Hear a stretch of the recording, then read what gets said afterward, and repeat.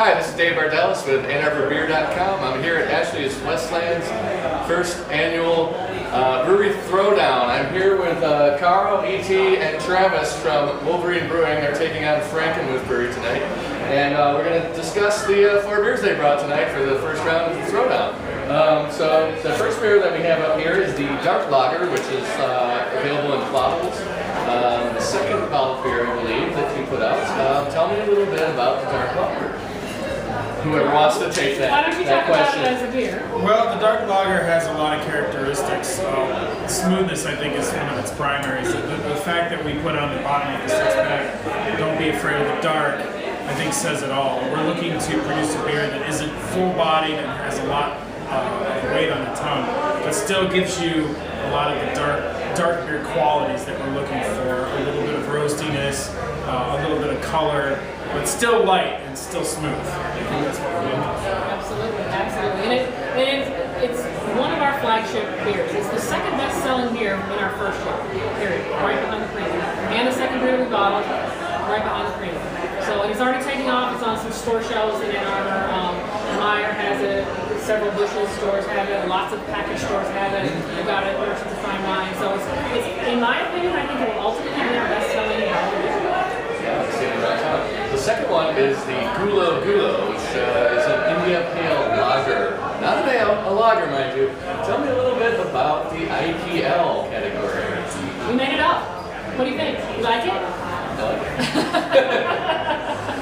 So how do you do that and win over IPA drinkers to an IPL? Well, we sort of crafted a beer that basically it's modeled after the IPA, but we're using lager techniques, which means we're doing colder fermentations. We're using time in a big way.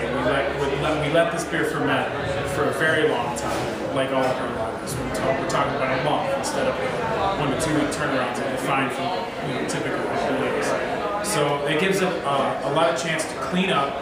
It gives it a chance to mature as a beer, and we also dry hop it right in the fermenter, and then after we rack it into the bright tank, we give it some more dry hop. So we dry hop this beer twice. It's very floral.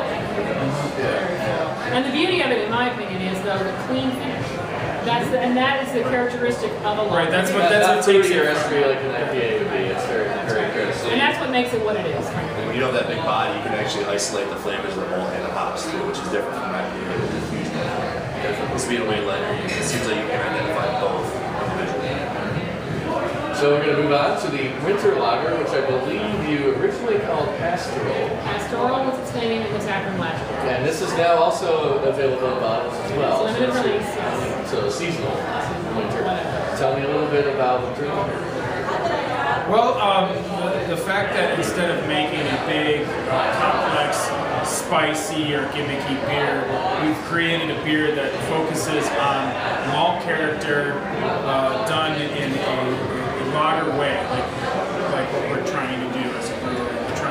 We're trying to use lager techniques to produce clean beer that really bring out the characters of the malt. We use an English malt called Maris Otter in this, so it's got a heck of a lot of malt character. And it's got a pretty dark color. I mean, not like the dark, but very rich amber color. That comes from the German Midnight Wheat that we're using it too. Very well today. It's got a complexity that a lot of beers don't.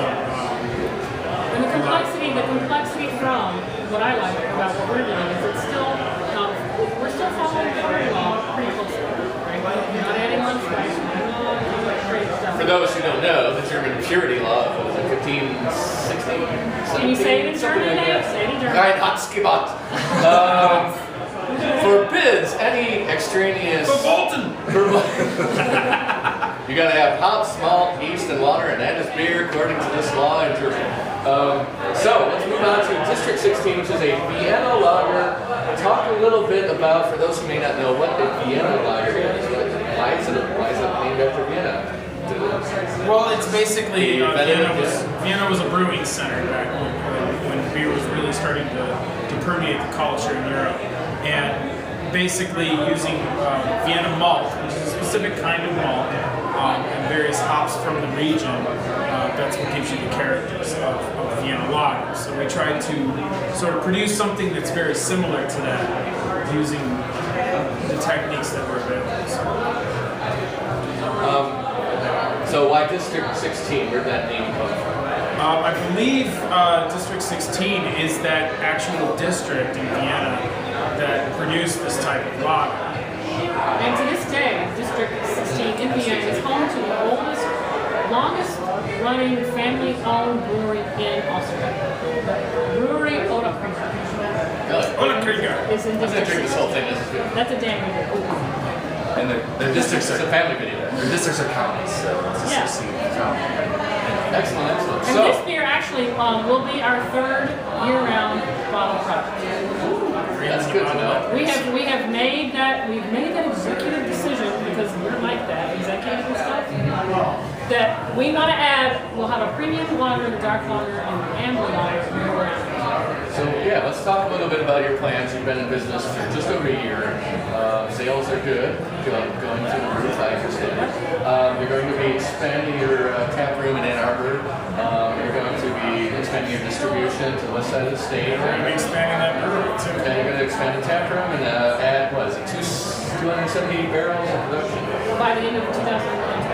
And so you will ultimately have, by the end of this year, 4 bottle beers. You're going to have the Vienna, but you're calling it Amber. The Wolverine amber. The Wolverine Amber, the Premium, the Winter, and the Dark. Well, anyway, so tell our viewers a little bit about what 2012 holds in store for you. It's the Lager Revolution. Yeah, we need a little Okay.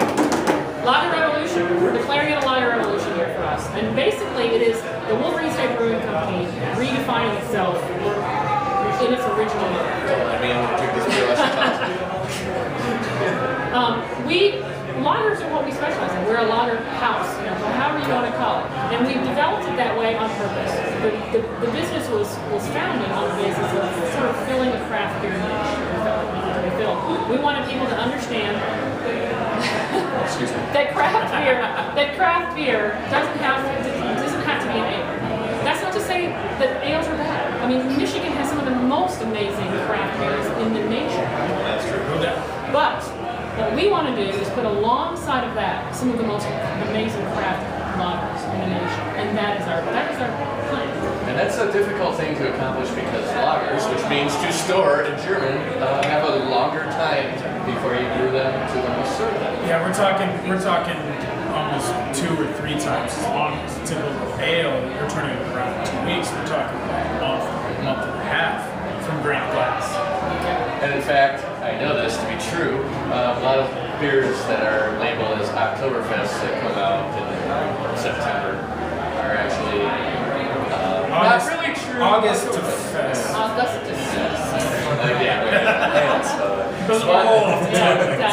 They're also called Marzen beers because that's German for March, and that comes from the fact that they are brewed in March and stored throughout the summer and then brought out in the fall. Yours is one of the few that actually did that.